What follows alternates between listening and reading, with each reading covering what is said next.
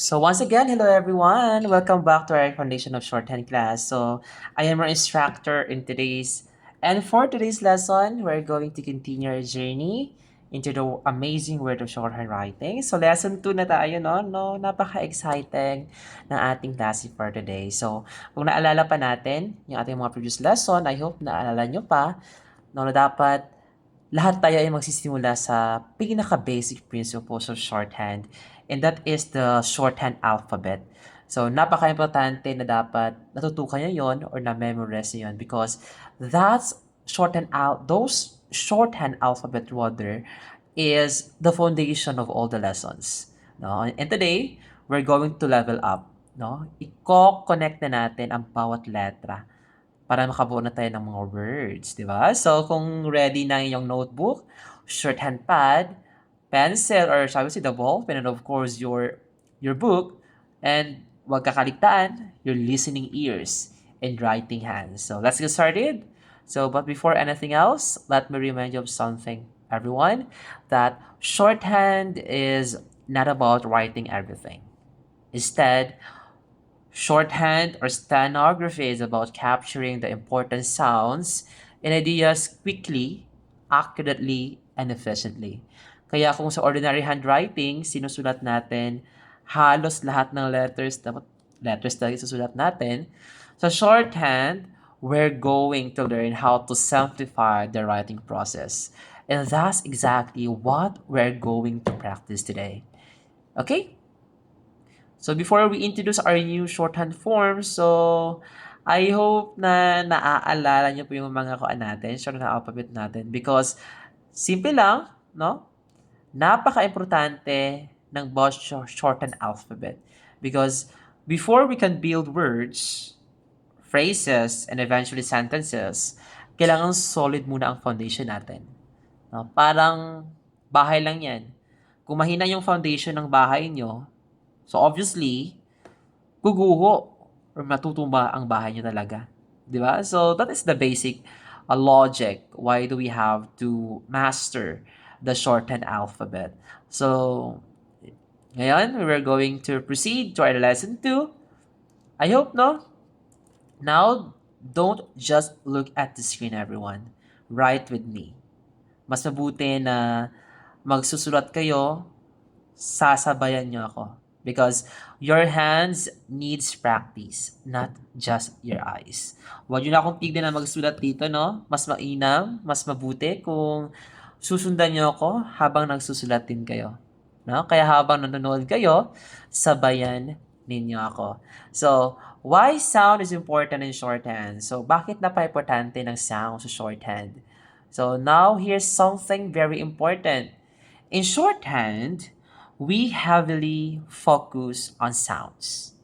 We focus heavily on sounds, not simply on the words are spelled.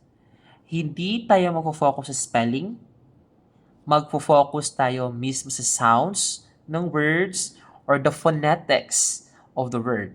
For example, kapag nakakanig tayo ng words, example, the word is no. Ano ba narinig natin na sound sa no? N and O, right? So, yun lang po yung susulat natin sa ating shorthand. Okay, mamaya we will go on it. Pero ngayon, hindi tayo dapat agad mag-focus sa spelling nito ha. Instead, ask yourself first, what sounds do I hear? Ano ba yung narinig kong sounds sa pagbigkas ko sa word, di ba? So that's the mindset of a shorthand writer, no? So habang nagpa-practice kayo, you have to train your ears. Listen carefully. Identify the sounds, then write the corresponding shorthand forms, yung mga letters na ating diniscuss sa ating previous videos. So remember again, hear the sound, think of the form or the letter, then write it. That's the basic process. So this is the lesson for today, the ORLHING, long I, and omission of minor vowel. Okay? So now let's move on to our first new form for today's lesson. So para ma-visualize natin yung ating lesson, I will give you the differences muna para mas madali sa inyo na intindihin yung ating lesson for today. So we have the O, the R, and the L. Ang O natin, class, the shorthand stroke for O is a small deep hook. No? Small deep hook lang yan. Small deep hook. Well, yung ating R naman, the shorthand stroke for R is a short forward curve. A short forward curve. No? Short lang. Mas mahaba lang konti kay letter O. No? Mas mahaba ang letter R kay letter O. But, remember, sa letter L naman, this is, I think this is 2 times or 3 times longer than letter R. So, mas mahaba ang ating letter L compared kay letter R. So, don't be confused. Paano natin malalaman that is letter O, R, or L? Remember, ang curve na kanyang letter is nasa baba. So, don't be confused in it. No? Nasa baba. Mas mahaba lang ang letter R kay letter O, pero mas mahaba ang letter L kay letter R. So, don't be confused. Okay. Proceed tayo sa ating unang form, which is si letter, anong letter ba yan? Sa letter O. So, okay, everybody, eyes on the board or eyes on the screen. I'm going to demonstrate the proper short form for O. So, this is letter O. Okay, you get it? Letter O yan ha? So, as I said kanina, that is a small deep hook. Okay, yan. Small deep hook. So, watch the movement carefully. Yan yung movement niya. Okay, remember, notice the direction, the size, and shape of the stroke. So, wag muna tayo mag-speed writing. No? Our priority first, or our priority right now is correct formation. So, let's practice. No?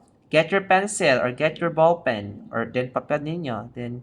And let's write together. So, 1, 2, 3. Tingnan natin. Tapos kay O. Sabayan niyo ako. So, 1, 2, 3. 1, 2, 3. 1, 2, 3. 1, 2, 3. Okay? So, again, this is the correct formation of letter O. Okay, very good. So, remember, accuracy first, speed later. Yung pagbilis na pagsulat, susundan na lang natin yan pag magaling tayo magsulat sa ating mga forms. So, ngayon, magbibigay ako ng mga words and then titignan natin kung paano siya isusulat. For example, the word is to. Okay, to. As I said kanina, magbe-base yung shorthand natin sa phonetics or sa sounds ng word. Okay. Read to. To. To. To. To. Number 2, to. What are the letters na nadidinig natin if we're going to hear the word to? T and O. Okay, very good. So, T and O. Two. So, therefore, the letters na ating nadinig lamang is T and O. Therefore, ito yung ating shorthand lang. Hindi pinang-isali sa letter W because hindi man natin nadinig ang W sa pagbigkas natin sa word na ito. So, sa pagbigkas natin ito, ang nadinig natin is T and O lamang. So, therefore, si 2, T and O lang din ang ating isusulat. Okay, so, T and O, T and O, T and O. Okay, what if the word is phone? Phone. The word is phone. Phone. Remember, how do you read this? Phone. Phone. Therefore, as you hear the sounds, hindi siya binigkas as letter P. Binigkas siya as letter F. So, phone. Phone. So, obviously, letter F. Okay? Ano pang letra? O and N. So, obviously, pag PH yan, obviously, diretso F na iyan. Okay. So, phone. Phone. So, F, O, and N. So, paano susulat ang phone? Again, ano ang size ng F? 1/2. Ang curve ng F natin is nasa right. So, tignan ang kamay ko. F, O, and N. Again, F, O, and N. Okay. Next, the word is own. Own. Own. Okay? Own. Own. Okay, so what are the letters na ating nadidinig sa words na ito, sa word na ito rather? So, O and N. So, maaaring gamitin ng O and N as on or own because same lang sila ng phonetics. So, may dalawa na tayong words na pwedeng gamitan nito. Okay, so yung itsura ng own or on is O and N. O and N. Okay. So, I will give you differences ha. Kasi may ilan kasi dito na mga words na medyo mahirap siyang intindihin. Like for example, the word is own, right? So, this is O and N, right? So, itsura niyan is ganito. Hindi pwedeng isulat ng ganito. Hindi pwedeng isulat ng ganyan because as the principal said, pag once yung O natin is followed by a forward straight, which is the N or the letter M, it should be the direction is straight lang. Okay? So, ito. Examples, own. So, itsura niyan, O and N, O and N. Hindi pwedeng ganito. It's very wrong. No, wrong iyan. The correct form is ganito. Okay? Magkakaroon lang siya ng what we call this, ng loop or ng edge except lang kay N and M. Okay? For example, the word is stone. Stone. Okay. What are the letters here sa stone? Obviously, S, T, O, and N. Okay? So, paano susulat si stone? So, S, T, O, N. Again, S, T, O, N. So, ito yung itsura niya. Hindi pwedeng isulat natin siya ng ganito. Hindi pwedeng ganyan ang pagsulat. Hindi pwede. Dapat ganito ang tama. Mali ito. Okay? So, ito yung pagsulat. Magiging ganito lang yan pag once ang kasunod niya is mga forward, may mga curve na mga stroke. Tingnan niyo. Stone. Okay? S-T-O-N. What if ito yung word natin? No? Stall. So, ang sounds dito is S, T, O, and L. So, pansusulat yan, stall. So, S, T, O, and L. Okay? So, see the difference? No? Kasi meron siyang curve, therefore, ang pagsulat ng O is ganito. No? Stall. Stall. Okay? So, how about store? Same pa din. S-T-O-R. So, yun yung ating kuan kasi nga magbe-base sa sound. So, store. S-T-O-R. No? S-T-O-R. Okay? Again, ang pagsulat ng ating O, nakadepende yan. If it is a straight stroke, no, like letter N and letter M, it should be like this. No? So, it should be diretso lang siya. No? Stone. Okay, get it? Okay, proceed tayo sa letter R natin. So, sa letter R naman natin, everyone, is mas mahaba lang sa ating letter O. Ang R natin is mas mahaba kay letter O. Ito yung itsura niya. Okay? Mas mahaba lang kay letter O. I will give you the word, no? The word, for example, is ear. No? Observe natin ha, yung R natin, mas mahaba kay letter O. Okay? So, like for example, the word is ear. Ear. Tenga. Ear. Ear. No? So, ano ba yung mga words na ating nabibigkas or ano ba yung mga sounds or letters na ating nabibigkas pag once we pronounce the word ear? Okay? So, obviously, E and R. So, obviously, E and R na yung ating isusulat. So, E and R, E and R. Remember, ang ating circle, kasi ang E is belong sa ating circle family, ang gagamiting circle is pa counterclockwise. So, this counterclockwise, yung opposite na pag-ikot ng relo. Okay? Counterclockwise po iyon. Kasi nga, bakit counterclockwise? Kasi ang motion ng ating R is pa baba, pasalok sa baba. Okay? So, as you see, E, R, E, R. Lahat ng susundan ng E, pag once ang kasunod ng E is R, R tsaka L, automatically yung circle natin is counterclockwise. Okay? Like for example, the word is what we call this? Near. Near. Near. Okay, so what are the letters here? Near. Near. So obviously, and E and R. So how do you write near? Obviously, N, E, R.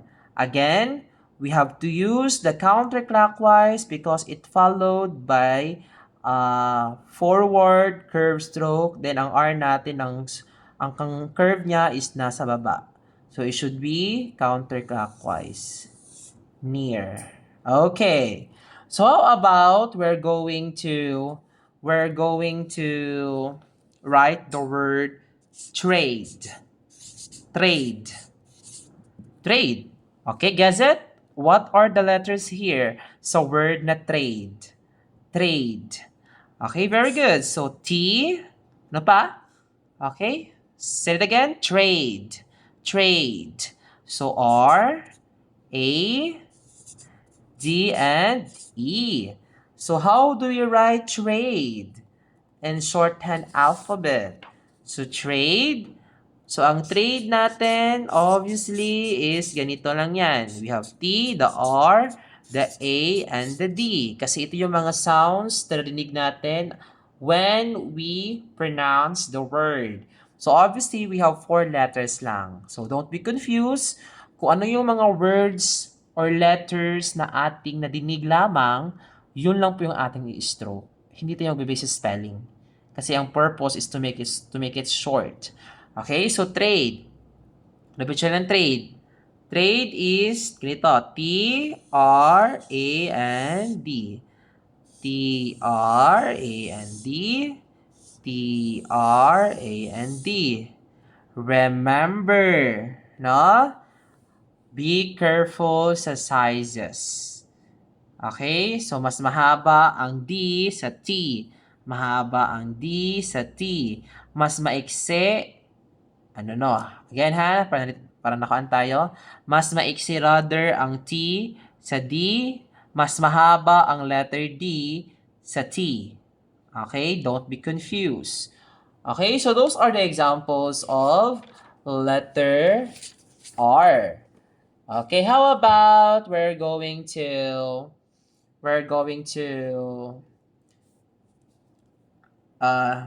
enunciate this, to pronounce this. The word is more. More. Okay, so what are the letters here sa more? So obviously M, O, and R. So how do you write more? So M, O, and R. So again, dito tayo magsulat ha, kasi wala akong space. M, O, and R. Okay. So what if dito yung itsura niya? Mall. No? So, even na letter A ito, class, again, even na letter A yan, pero we pronounce it as O. No? So, mall. Mall.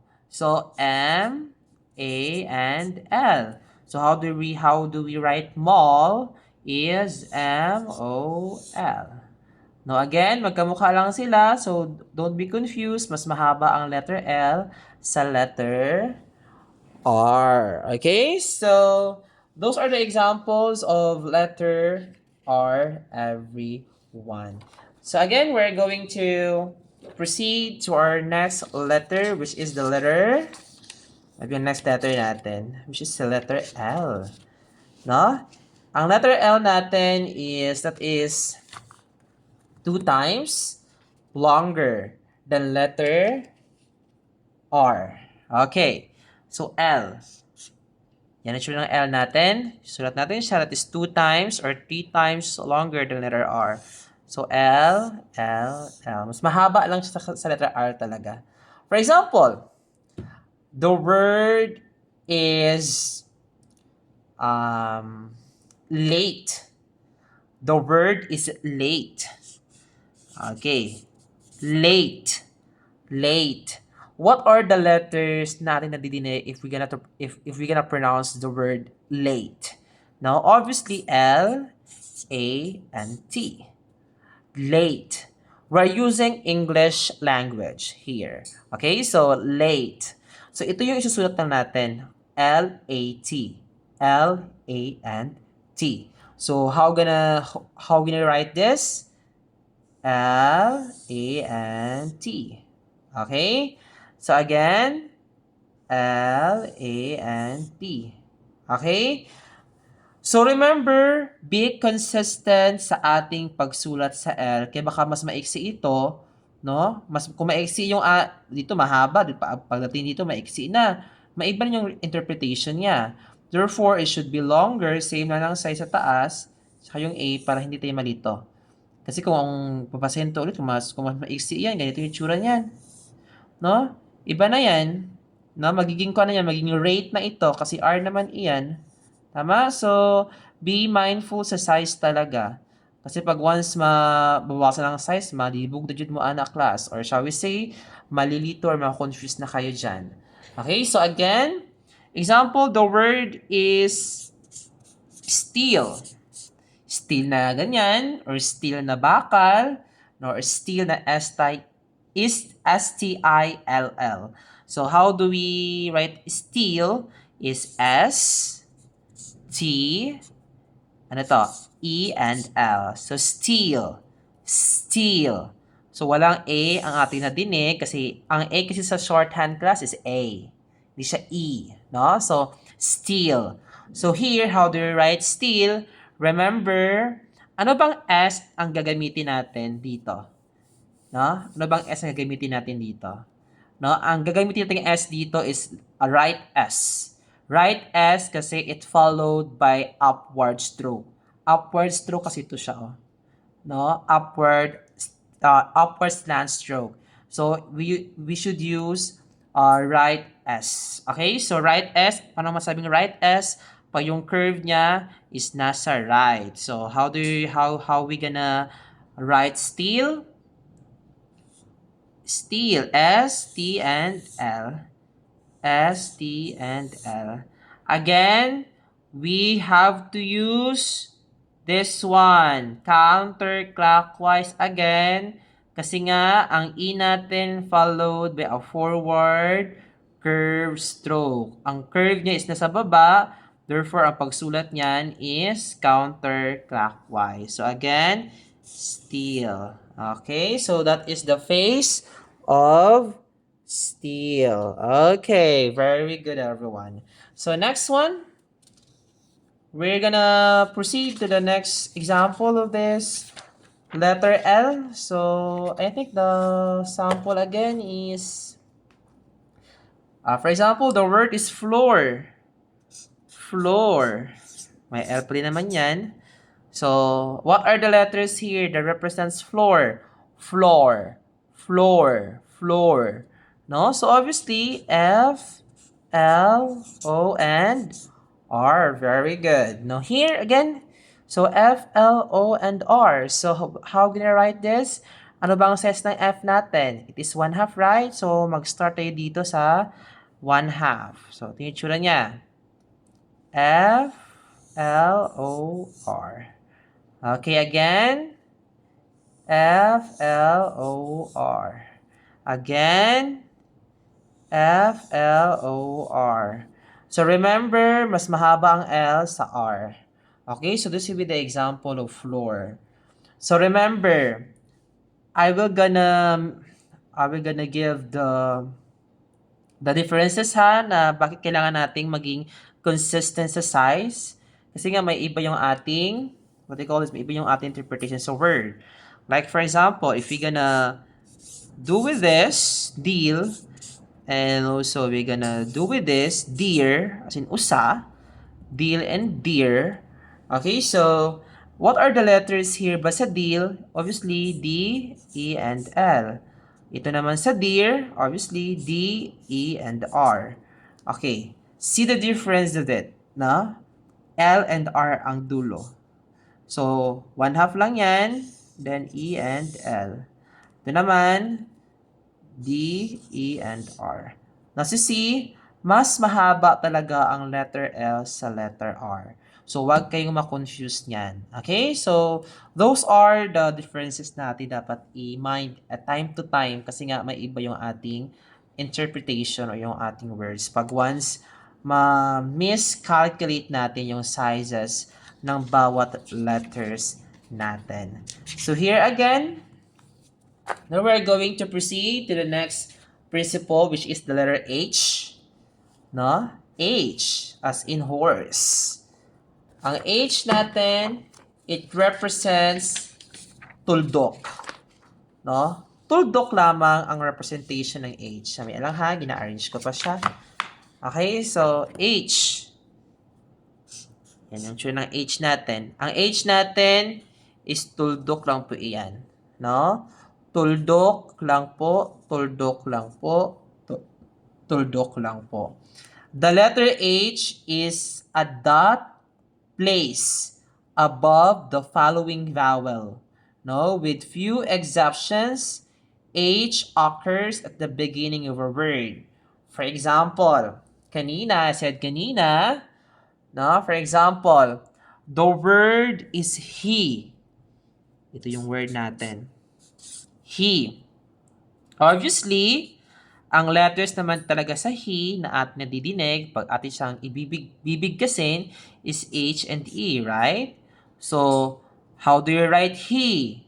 He. So, H and E. So, ang pagsulat niyan, tuldok muna, then E. Tuldok muna, then E. Tuldok muna, then E. Okay, he na yan. Okay, so hindi pwede siyang ilagay sa loob or dito sa kuan, what we call this, i-connect. It should be disjoint, no? Ilalapat natin siya or ilalagay natin siya before the vowel, no? Vowel man ito, H-E yan, so he yan. So, may tinatawag tayong ing. So, sa ing, ito yung example natin, mga gerund word. Okay, so sa ing natin, for example, the word is hearing. Hearing. Okay? So, hearing. Ito yung hearing. What are the letters natin na didinig? ing ha? Ang ing natin is also represented by a dot. No, dot pa din yan. Dot pa din. Mamaya, I will give you the difference. Bakit magkakatulad lang sila? Ang difference ng dalawang ito is yung placement ng dot. Yung placement ng tuldok na iyan. So, kung yung placement ng ating he or H is nasa unahan, ang placement ng ating ing, this one, is nasa hulihan.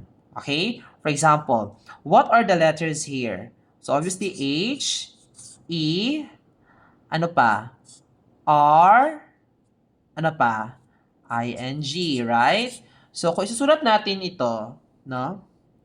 hearing, hearing. Ayan.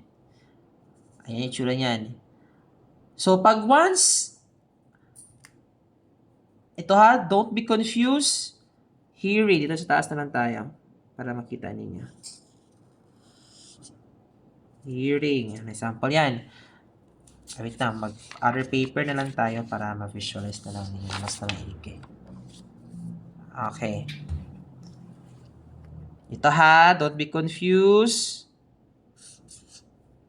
H and ing. So, si H natin, nasa unahan. Unahan ito. Like for example, he. Yan. Ing natin, nasa ulihan. Ang pinagkaiba ng dalawa klase is ang placement ng dot. Ang H natin nasa unahan, ang ating ing is nasa ulihang bahagi ng word. For example, the word is ear. Earring. Earring. Wait lang, mali siya ito. Ito na lang. Earring. Okay, earring. So, E-R and I-N-G, right? So, how do you write earring? So, obviously, earring. Ayan lang yan. Again, earring. Ayan lang. Earring yan. Bakit? Remember again, don't be confused lang. Ang ing natin is, ang kanyang dot is nasa huli. What if lagyan ko siya ng tuldok dito? Ito yung tsura ng hearing natin. Hearing. What if lagyan ko siya dito ng tuldok sa taas? Ayan. How do you gonna read this? How you gonna read this? So, magiging hearing na. Bakit naging hearing na siya? Kasi nga, nagkaroon siya ng H dito sa unahan. Remember, pag once ang placement is nasa unahan, H, letter H yan, ang dot. Pag ang placement ng dot natin is nasa hulihan, it should be letter ing. So again, pag once ito lang yan, earring. Ayun, pag ito lang yan, ano yung pagbasa niyan? That is ear. Tama? Pag ito yan, no? Ang tuldok dito lang sa taas, hear. Hear yan, hear. Pero pag once yung tuldok is ito lang, walang H, tama? So, earring. Kasi ang placement, ing na sa ulihan. So, pag once both sides, no? Sa unahan, tsaka sa ulihan, may H, may ing. Therefore, the word is hearing. Okay? So, those are the things na ating tatandaan sa placement ng ating H, tsaka ing. So, don't be confused about it lang. No? Pag nasa unahan yung ating dot, it is letter H. Yung ating dot is nasa hulihan, that is letter ing.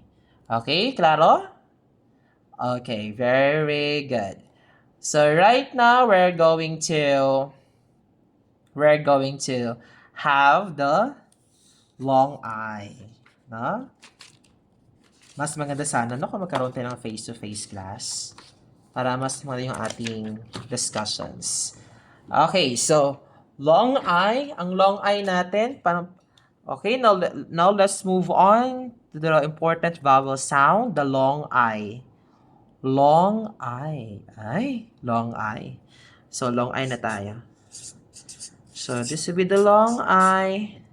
Ang long I natin, no, the letter I, the shortened stroke for the long sound of I, as in my, is a large broken circle.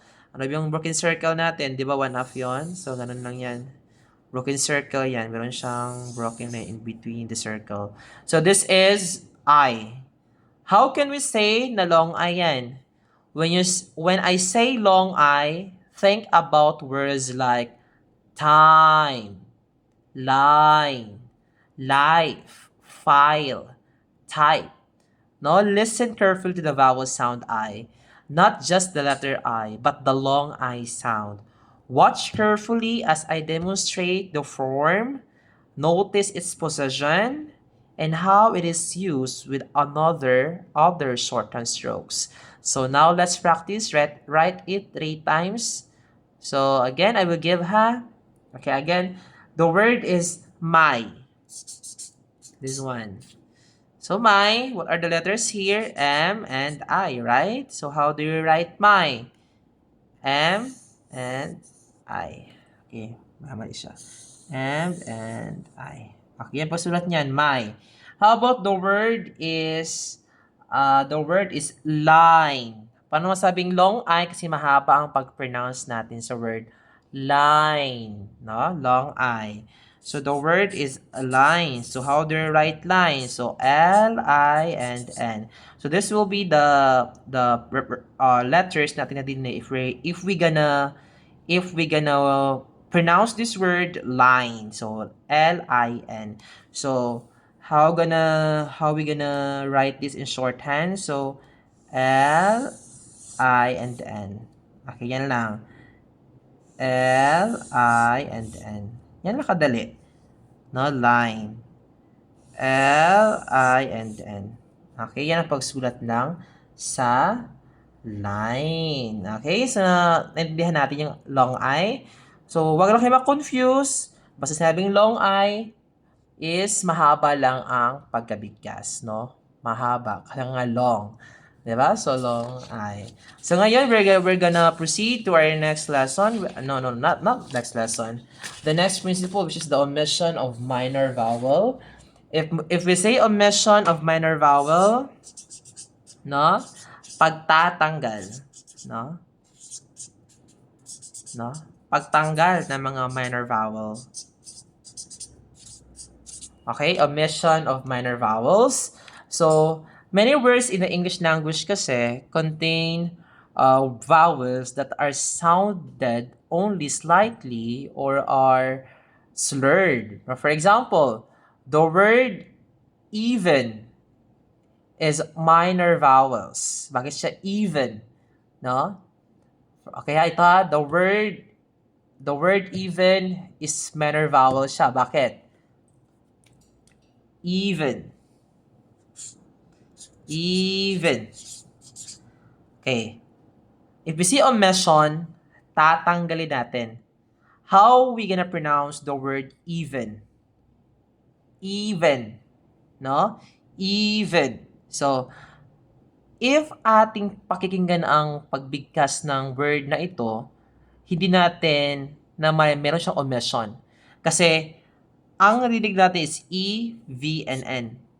Ang E is nadidinig na natin sa letter V. Like, how we gonna pronounce V? V. V. Di ba ang V natin parang may E na siya? So therefore, maaaring hindi na siya gamitin yung E natin because si V pa lang is meron ng E. Even. Even. So therefore, E, V, and N lang ang pwede nating isulat. Kasi ang V na letter victory or V is meron ng letter E. So, even. Even. Okay, so how are we gonna do this? Even. Even. No? Even. Okay? Again, the word is meter. Meter. Meter. Meaty. T. Omit. If you see omit, tatanggal itong minor vowel kasi nga, we already hear the E sa letter E, right? T. So, meter. So, M, E, T, and R. So, ito yung pinag-isutan natin. Kasi nga, bakit, sir, nasaan nangyari E natin? Hindi na pwedeng ilagay ang letter E kasi na-omit na siya. Kasi ang letter E is nasa sounds ng letter T. No? T, omission. So, hindi nadidinig na natin ang letter E sa T, kaya hindi na pwedeng gamitin ang letter E. No? So, meter. So, how are we gonna write meter? So, meter. Okay? So, yan ang pagsulat niyan. So, don't be confused, no? As I said kanina, natanggal ang letter E, ito sila because nga, ang T and V is may letter E na sounds na siya. Okay? So, don't be confused. Okay. So, here again, so this is the omission of minor vowels. So this is where shorthand really starts to become fast and efficient, no? Kasi in ordinary writing, we're used to writing every letter. But in shorthand, we don't necessarily have to write every vowel, no? Pwede tanggayin na yan kasi nga ang E is sa letter V na ang sounds, right? So, we don't, because our goal naman talaga dito sa ating klase is speed without losing meaning or readability. So, let's imagine no, na that you are attending a very fast business meeting. The speaker is talking and talking and talking. And you're trying to write everything. Kasi yung trabaho natin soon, if we're gonna pursue stenography, or if we're gonna take down the minutes or jot down the minutes of the meeting. So if you write every single letter, you're going to be like, "Oh, sir, wait lang po." Hindi pwede yan sabihin natin na, "Sir, hindi lang sir." No? Hindi pwede yan. So as stenographers soon, you have to write efficiently, accurately, and kumbaga, we can read our own strokes na. So that's exactly what shorthand is trying to solve, no? We want to capture the information quickly, as fast as we can. So that's why certain minor vowel, ito yung mga E na yan, no? May be omitted or we have to crash out or tanggi na yan, you know? Provided the word remains recognizable and the shorthand rule allows it. No? So remember this, no? Important sound, keep. You have to keep the important sound, kung ano yung mga sound or letters na nadinig ng natin. Then yung mga minor vowel, pwede natin tanggalin. Or shall we say, i-omit natin. But here's the important part. Hindi ibig sabihin na dahil minor vowel siya, automatic tatanggal na natin. No. We need to consider the word, the context, and readability. If omitting the vowel makes the word confusing, then we need to retain or indicate the vowel appropriately. So remember, don't omit vowels just to write faster. Omit them intelligently. So that's the difference between simply writing fast and writing good shorthand.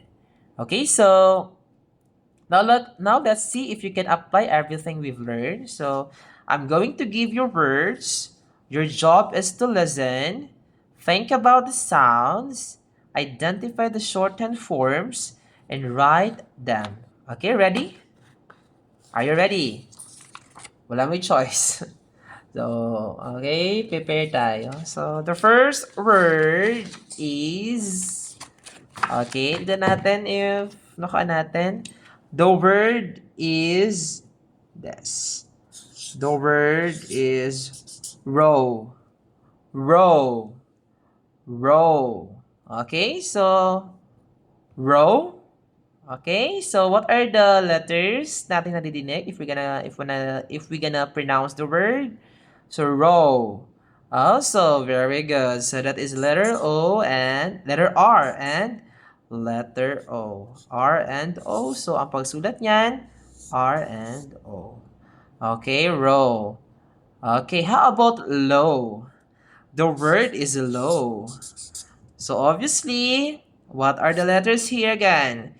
L and O. So L and O. Again, ito lang yung ating susulat kasi ito yung ating sounds na nadinig. So, L and O. Again, mas mahaba ang L sa R. Okay, see the difference ha? Kasi magkatulad lang yan. How about we gonna be a little bit challenging for you, no? So the word is reading. Reading. No, reading. Reading. So how are we gonna do this? What are the letters here? R, E, N, D, and I, N, G. So 1, 2, 3, 4. So we have 4 strokes here. So how are we gonna write this shorthand? stroke. So, R-E-N-D. Then, again, ing yan. So, ilagay sa hulihan. As long as may sa hulihan yan, that is ing. Kung nasa unahan, that is letter H. Okay, very good. Okay, so, I think madami tayo natutunan ngayon, na. If you got everything correct, congratulations. If you made mistakes, that's okay. So that's exactly why we're practicing now. So don't be discouraged, everyone. Shorthand is a skill, and skills are developed through consistent practice. So before we end today's lesson, let's have a quick recap. Today we reviewed our shorthand alphabet and learned the following number or the letters O. We learned its proper shorthand form and sound. The R. We practiced the R stroke in its application, and also the L. We learned the L form and practiced connecting it without other sounds, And letter H, no, the placement of H is in the beginning of the vowel, and also the ing at the end of the word. So we learned to recognize and write the long I sound. And most importantly, we learned that certain minor vowels may be omitted when appropriate, provided that the word remains clear and recognizable. So final reminder again. So before we end, I want you to remember these three words. So listen, think, write, because good shorthand writers don't simply move their hands quickly. They listen carefully, they recognize sounds quickly, and they write accurately. So remember, accuracy before speed. Kapag tama na ang form, then we increase the speed. So don't pressure yourself to become fast immediately, no? Every shorthand expert started with slow strokes.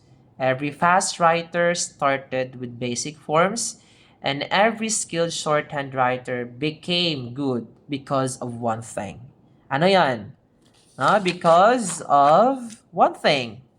Because of this. No? The word practice. No? Practice makes perfect. So keep practicing your strokes, practice your sounds, practice your words forms, and most importantly, no, don't give up. No, hindi mahirap yung shorthand, ha. Don't give up. Just practice. No, and I think that's it for our lesson 2 in Foundation of Shorthand. I hope you learned something.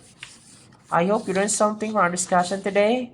And if you're watching this on YouTube and you found this lesson helpful, don't forget to like this video, subscribe to the channel, and share this lesson with your classmates who are also learning shorthand.